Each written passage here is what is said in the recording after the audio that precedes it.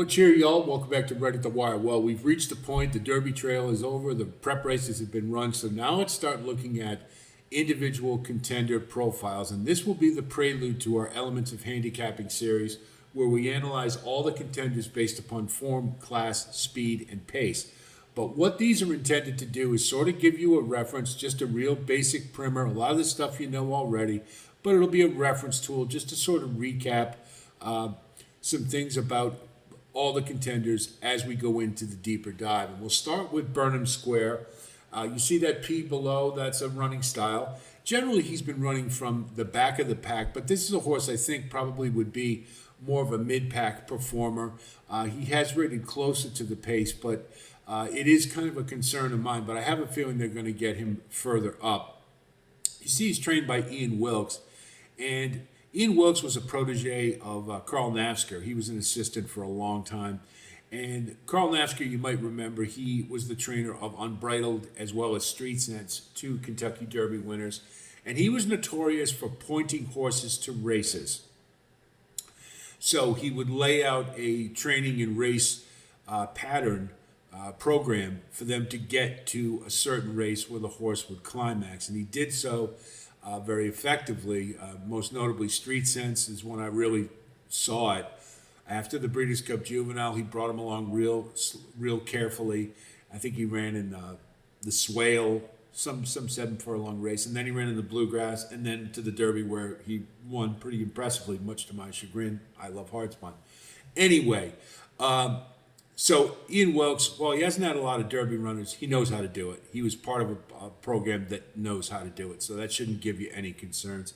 Edgar Zayas in the irons, more of a Florida jockey, but I always think of him as one who runs for Saffie Joseph, horses up amongst the leaders. But obviously, the Bluegrass, he showed that he could get it done from behind too. So there's just a general snapshot of Burnham Square. But let's take a look at his pedigree. And for those of you who don't know, pedigreequery.com is where I get this information, and it's an outstanding resource, particularly around this time of year when you want to get a feel for these horses and their pedigrees. I'm going to go over some of these numbers very quickly for the uninitiated. I don't intend to do this for every single contender because then it becomes redundant and it's we lose something along the way. But very quickly, the DI at the top, that's the dosage index. Old school, any horse with a DI over 3 you started to worry about, and a DI over 4, and you had to throw them out in the Kentucky Derby because they generally meant they had more of a speed-related pedigree. Generally, horses, what it measures is you look at the dosage profile and you see those numbers 4, 13, 5, 0, 0. That's brilliant, intermediate, classic, solid, and professional. The first two are speed. The middle number, the 5 there, that's classic. That's more like mile and an eighth, mile and a quarter, middle distance to classic influence. And then solid and professional are long distance, half mile or over, particularly stamina influences. So it's always nice to see a couple of points for solid and professional of Derby horses because it means they do have some stamina influences, but it's not imperative. Burnham Square's pedigree is attuned a little more towards speed. Probably at the mile and an eighth is where it comes out. They take that dosage index number. It's a formula that's calculated from the dosage profile. You take the top numbers and the bottom ones, and you divide them to come up with the final index. In this case, it's 7.8. That should not bother you. The reason being is that number and the dosage profile is based upon chefs de race. Stallions who have been extremely influential to the breed, they no longer keep track of it. So consequently, the dosage profiles aren't a good indicator anymore because they're not accurate because it doesn't account for a lot of horses, a lot of stallions. Now, and this has been incidentally for a few years now, so so don't worry about that. The other number is the genetic strength value score, GSV there, 49.26. Obviously, the higher the genetic strength value score, the better. It's a measure of stallions and their stakes winners that they have. So the better the stallion you have, the better the genetic strength value score you're likely to have. Now, with younger sires, it's lower because they haven't sired a lot of stakes winners yet. The older you get, the more prolific you are, the better it is. Just as an example, Danzig, I believe, is the highest, and he's at like 88. But Northern Dancer is up there too, obviously at like 83 or something like that. Don't know the exact number, but anyway, that gives you an idea. And when you look here and you see Unbridled Song, you see that I, that means he is a chef de race with an intermediate speed influence, mile and an eighth, and that was about right for Unbridled Song. And the 56.55, that's his genetic strength value score. And you see, when you look along the stallion line, it gets higher as you go further back. Fabiano, 74.96, and of course, Mr. Prospector would be a lot higher. He has the Raisin Native and Northern Dancer Nick. Mr. Prospector was by Raisin Native. Stormcat was by Stormbird, who was by Northern Dancer. It's an extremely popular nick, combining bloodlines. A lot of Derby contenders usually have it. It's not a linchpin to victory, but it's proven out to be a pretty good mix. So he does have it here, Burnham Square. Liam's Map, more of a miler type of sire, and his average winning distance is 7.2, so not necessarily a great stamina sire. And Linda, his dam, you see, was a pretty good runner in her own right, but she's by Scat Daddy. And while Scat Daddy has been a very good stallion, most notably with Justify, he himself was more of a miler.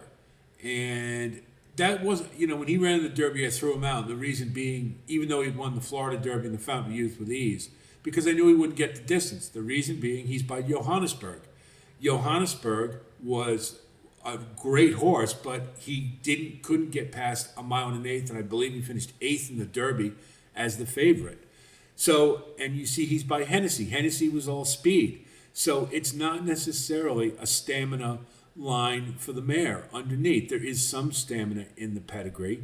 You look down at the Conduit mare profile, that's the same influences I talked about with the dosage profile for the stallion. It's just with the mares. So you have 6, 7, 3, 5, and 6, brilliant, intermediate, classic, solid, and professional. And you see a lot of stamina, which you often do with the mares in the 5 and the 6. You look at the first two numbers, 6 and 7, they add those two together to get the speed, and then you add 5 and 6 on the bottom to get 11 to get the stamina. So you see it's skewed a little bit towards speed. And then the triads is basically adding the first 3 numbers, the middle 3, and the last 3, and you get those 3 numbers to see a progression as far as speed, middle, and then stamina. And you see he's right about pretty well balanced. That's a layman's point of view. There are obviously pedigree experts who know a lot more than I do, but these are just the things that I know, and mainly for more than anything else, I wanted to just give you this chart because I do subscribe to it, and a lot of you probably don't. So it does give you a lot of extra information that you can use for the Derby. Just to keep in mind, we got to remember that those numbers up at the top just are not as accurate as they used to be as far as determining the competitiveness of a horse in the Kentucky Derby. Just please keep that in mind. But you can use, for instance, the genetic strength value score to compare with the others. And obviously, if you see one with a really high score in comparison to the others, that means he's got really nice bloodlines. So just a little thought there, just something extra to think about. And then, of course, you see the female families and all the influences. Those numbers indicate they ordered the female families by the number of stakes winners they had won. Obviously, over time, that really doesn't have the same bearing it used to. However, the one in particular I always mention, you guys have heard me mention it before, is 1X. Now, you see it at the bottom right-hand corner. That is the female family that the horse you're looking at has. So Burnham Square is part of 19B is his family. But as I mentioned, you see 1X, that's the La Troyenne family. It's extremely classy. Statesman, who ran in the Wood Memorial, was part of that family. So was Pretty Mischievous, who won the Oaks a couple years ago. It is a first-class family, and it's one that if you see a horse from that family and he looks borderline for the Derby, throw him in the bottom of your super because he's going to get the distance. It's just a little thing to remember. So just a little added something. If you get nothing else, remember when you see the female family 1X, pay attention. So then we look at the Brisnet past performances. Those of you who know, I'm a Brisnet guy. That's what I use. I will make a note here. If you look at the Burnham Square's races, the daily racing form, all the buyers get better with every race. Not so with Brisnet. The buyer speed figure examines the final time of the race. And it's not necessarily, it's a benchmark, yes, but it's not necessarily the greatest influence on a horse's performance because it doesn't take a lot of things into account. I like the Brisnet numbers better because they account for pace and other factors. And if we look at it, you can see something I always love to see. You see a steady progression with Burnham Square. Every race getting a little better. Now, you guys have heard me mention before class rating and race rating. That's the CR number in the column next to the race type. And then the race rating. That's the column to the left of race type. Race rating is what caliber race it was. Class rating is what the class the horse was running at. So when you see a class rating that's higher than the race rating, that means the horse is running better than the average of the average field, than the level of race he's running at. So one of the best things of all when you look at 3-year-olds, Derby hopefuls, is when you see the class rating increasing as the race rating does. And look at that with Burnham Square. Maiden clamor for 150, 112 class rating, 109 race rating. Nothing to write home about, no big deal. Just for reference, Patch Adams, I think it was, ran in a 113, or not Pat, John Hancock, had a 113 class rating against a 109 field in his debut, if that gives you any indication. Not a great field, but he ran well. So you see he steps up, they move him to maiden special weight, runs a 115, gets a 112. That's a horse who's getting better. Very important. And you see he finally puts it all together in his third start. He gets a 120, which is very high. That's stakes caliber in a maiden race at a 113 maiden. So you see the maiden class getting better he's running against, and his ratings are getting better. And it culminates with the Holy Bull. He gets a 121, and the race was a 116. So this is a horse who's getting progressively better, and he put it all together like we know Ian Wilkes does, pointing a horse to a race, getting progressively better, and then climaxing. So the one thing you always remember, though, because of that, and it's the same thing used with Chad Brown's too, when you know he's pointing a horse to a race, you want him in the next start, because then you're going to bet against them because they're probably not peaked out like they were for that primary race. Just a thought. So we look at the Fountain of Youth, still ran well. Excuse me.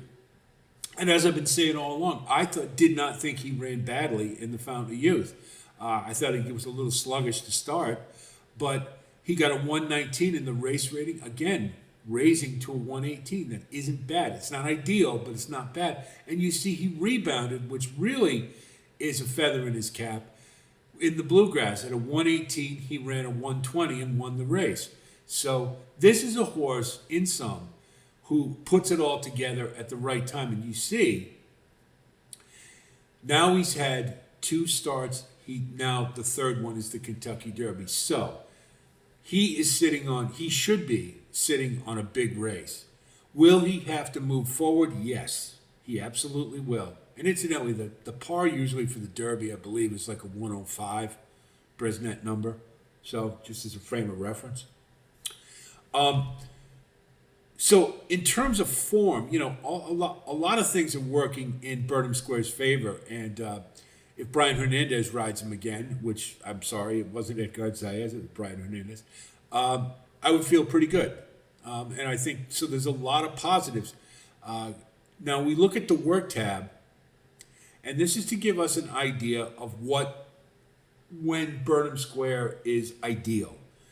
And you see the rate before the Holy Bull, which was his biggest class test. So we'll go to those works in January. We'll see 101, a bullet, 59 at Palm Meadows, then 49 simple maintenance work, and then bang, big race.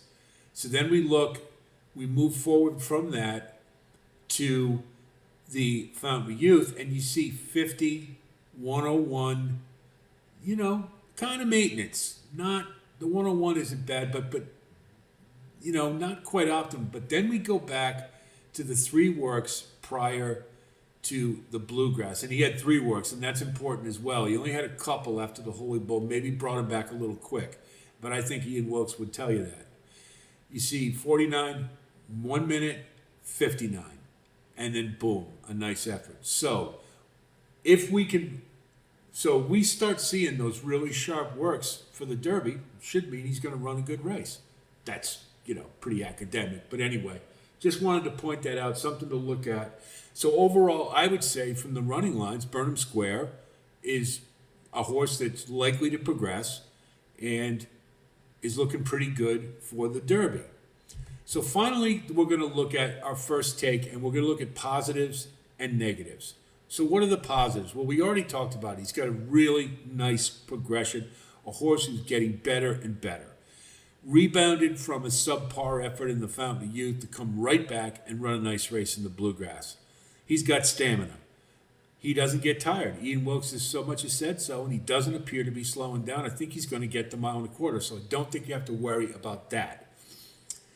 The negatives, I don't like the fact this horse comes from so far back. That has bothered me for quite some time. In the Holy Bull, it was impressive. But then when he tried to do it again, the Fountain of Youth, a lot of you heard me say, what the hell is he doing? Did he think he could really circle a field that good? And he didn't. The Bluegrass did pretty much the same thing, but I don't think it was as good a field as the Fountain of Youth. But he'll have to be more engaged if he has a chance. Wants to have a chance, in my opinion. The top end, I think we all agree that journalism is the benchmark as far as speed goes. And Burnham Square is high, I believe. Just using buyers, I believe it's a 96, which is very good, but you're probably going to need to beat journalism. You're going to need 100, 105, something like that. And we're just not sure he's got that yet. The other negative I would say is that, yes, he won the Bluegrass, but it was awful slow in the stretch. They crawled home. And so in that respect, he kind of had a lot of things going his way. Doesn't mean he didn't run a good race, because he ran as well as he could have or should have. But it was a slow race. I don't think it was necessarily one of the better Derby preps. I was more impressed with the Holy Bull if I had to look at races that Burnham Square has won. So generally what I would say at the outset, before we dive any deeper, we get into all the other elements of handicapping, I think first, Burnham Square is one of the better 3-year-olds running in the race. I don't think he's in the top tier. He's maybe a hair below, but he's got a very good possibility to factor in the race. And hey, crazier things have happened. If he could take a step forward, he has a shot to win it. A little remote, but he does have a possible, and I think he looks pretty good going into the Derby. So that's Burnham Square. We're going to do this for all the contenders. We will try not to explain too many numbers and whatnot. This is kind of the first one, so get that out of the way. So the rest should go a little quicker for those of you who like to watch short videos. So I apologize if this is a little long-winded, but I thought it was important. We're going to have one of these for every contender. Then we'll go into our elements of handicapping, form, class, speed, and pace. And usually you can get quite a bit out of that, and it really does firm up the picture for the Derby. If you do like content like this, of course, please like and subscribe. And again, thanks so much to all of you who have come on board. Keep those comments coming, guys. I love it. And we're all talking to each other. I'm hearing some great insights. It helps me. It helps you. It helps us all. So when we want to take down that Derby superfecta, the more knowledge we can get, the better. So I like those of you who have consistently offered your insight. I appreciate it. I'm sure everybody does. So that's it from here. I'll talk to you soon. And until then, be well.